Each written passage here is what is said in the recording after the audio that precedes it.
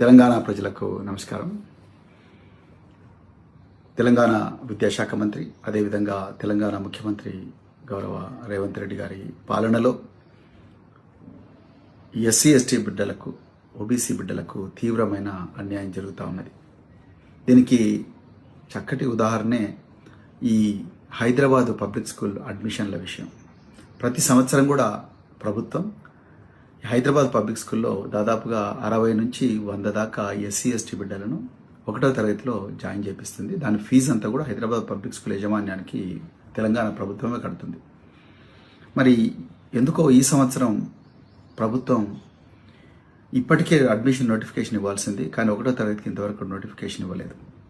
మరి ఈ విషయం సంక్షేమ శాఖ అధికారులను కానీ అడిగితే వాళ్ళన్నారు మాకు ప్రభుత్వం నుంచి క్లియరెన్స్ రాలేదు. ప్రభుత్వం అంటే ఎవరు? తెలంగాణ ముఖ్యమంత్రి మీరే కదా, విద్యాశాఖ మీ దగ్గర ఉంది కదా. సో విద్యాశాఖ అధికారులను అడుగుతానేమో మాకు బడ్జెట్ లేదంటున్నారు. సో విద్యాశాఖ సంక్షేమ శాఖల మధ్యలో ఇది ఫుట్బాల్ ఆటలాగా నడుస్తూ ఉన్నది. మీరు కేవలం చోద్యం చూస్తున్నారు ముఖ్యమంత్రి గారు. హైదరాబాద్ పబ్లిక్ స్కూల్ యాజమాన్యం మాకు 30 కోట్ల బకాయిలు ఉన్నాయి, 30 కోట్ల బకాయిలు వచ్చేదాకా మేము ఒక్క పిల్లగాన్ని కూడా తీసుకోమంటున్నారు. వచ్చే విద్యా సంవత్సరానికి ఇవ్వాల్సిన పుస్తకాలు కూడా విద్యార్థులకు ఇవ్వడం లేదు. మరి పిల్లలు ఏం చదవాలి, ఎట్లా చదవాలి? ఈ పిల్లలు మరి హైదరాబాద్ పబ్లిక్ స్కూల్ అడ్మిషన్ మీద గంపెడు ఆశలు పెట్టుకున్న ఎస్సీ ఎస్టీ తల్లిదండ్రులు వాళ్ళ పరిస్థితి ఏంటి? దాని గురించి ఎప్పుడైనా మీరు రివ్యూ చేసిన ముఖ్యమంత్రి గారు? మీ సంక్షేమ శాఖ మంత్రి గారు ఎప్పుడైనా రివ్యూ చేసిండా? మీరు చేయలేదు. మీరు ఎంతసేపు ఈ గాంధీ విగ్రహం అని చెప్పేసి లేకపోతే గాంధీ సరోవర్ అని చెప్పేసి పేదల ఇల్లు కూల్చడానికే మీరు ప్రాధాన్యత ఇస్తున్నారు. మరి ఉప ముఖ్యమంత్రి మల్లు భట్టి విక్రమార్క గారు, మీరు డాక్టర్ బిఆర్ అంబేద్కర్ గారి దార్శనికత వల్లనే మీరు ఆ స్థానంలో ఉన్నారు.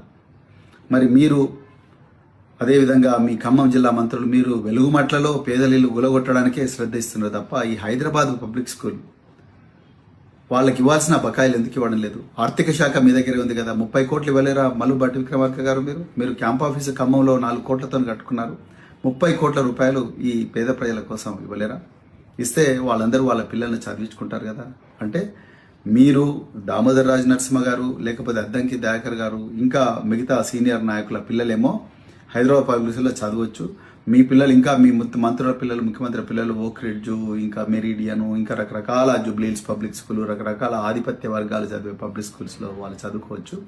కానీ పేద వర్గాలకు చెందిన పిల్లలు మాత్రం బర్రెలు గొర్రెలు కాయాలి, వాళ్ళు ఎప్పుడు కూడా నిరంతరం ఆందోళన బతకాలి, వాళ్ళు మొద్దు శుద్ధులు కావాలని చెప్పేసి మీరు ప్రణాళిక వేస్తున్నారా? మీరు కుట్రలు పన్నుతున్నారా? ఈరోజు తెలంగాణ ప్రజలకు చెప్పాల్సిన అవసరం ఉన్నది. ఇది కాకుండా మీరు ఏమంటున్నారు, ఎక్కడ తెలంగాణ పబ్లిక్ స్కూల్కి ఎట్లా హైదరాబాద్ పబ్లిక్ స్కూల్కి విద్యార్థులు పంపించాల్సి వస్తుంది అని చెప్పేసి ఇప్పుడు మీరు తెలంగాణ పబ్లిక్ స్కూల్ అని చెప్పేసి 6 రూట్లలో మేము ఒక ఎక్స్పెరిమెంట్ చేసినామని చెప్పేసి ఆకునూరు మురళి గారు విద్యాశాఖ కమిషన్లో రిపోర్ట్ రాసిండు. అదే రిపోర్ట్ పెట్టుకుని మేము తెలంగాణ అంతా కూడా 6 రూట్లలాగా మేము తయారు చేస్తామని చెప్పేసి దాని మీద ఏమాత్రం కూడా పరిశీలన ఏం చేయకుండా, పర్యవేక్షణ చేయకుండా డైరెక్ట్గా మీరు తెలంగాణ ప్రజలందరినీ కూడా తెలంగాణ పబ్లిక్ స్కూల్ అని కొత్త మోడల్ తీసుకొచ్చిండ్రు. మరి తెలంగాణ పబ్లిక్ స్కూల్ మోడల్ మరి హైదరాబాద్ పబ్లిక్ స్కూల్ మోడల్ ఏం కాదు. హైదరాబాద్ పబ్లిక్ స్కూల్ మరి పోతూనే ఉన్నారు కదా మీ పిల్లలందరూ హైదరాబాద్ పబ్లిక్ స్కూల్ పోవాలి. మాకేమో కనిపించని ఈ గ్రామీణ ప్రాంతాల్లో ఉండే మరి తెలంగాణ పబ్లిక్ స్కూల్లో మరి మా పిల్లలు చదువుకోవాలి అరకొర వసతులతో. సో ఇది ఈరోజు విద్యాశాఖ పరిస్థితి.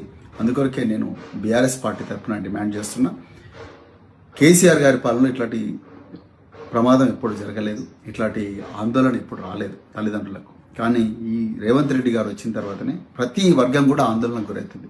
ముఖ్యంగా ఎస్సీ ఎస్టీ వర్గాలకు, బీసీ వర్గాలకు, మైనారిటీ వర్గాలకు చెందిన తల్లిదండ్రులు విపరీతమైన ఆందోళన. వాళ్ళ పిల్లలకు రేపు ఏమవుతుందో, పిల్లలు అసలు సజీవంగా వస్తారా స్కూల్కి పోయి రారా అన్న భయం అనేది ఉన్నది. ఇప్పుడు హైదరాబాద్ పబ్లిక్ స్కూల్ అడ్మిషన్స్ అర్జెంటుగా మీరు స్టార్ట్ చేయాలి. అదేవిధంగా వచ్చే విద్యా సంవత్సరానికి పుస్తకాలు కూడా అర్జెంటుగా ఇవ్వాలని చెప్పేసి బీఆర్ఎస్ పార్టీ డిమాండ్ చేస్తూ మరొకసారి తెలంగాణ ప్రజలందరికీ కూడా జై తెలంగాణ.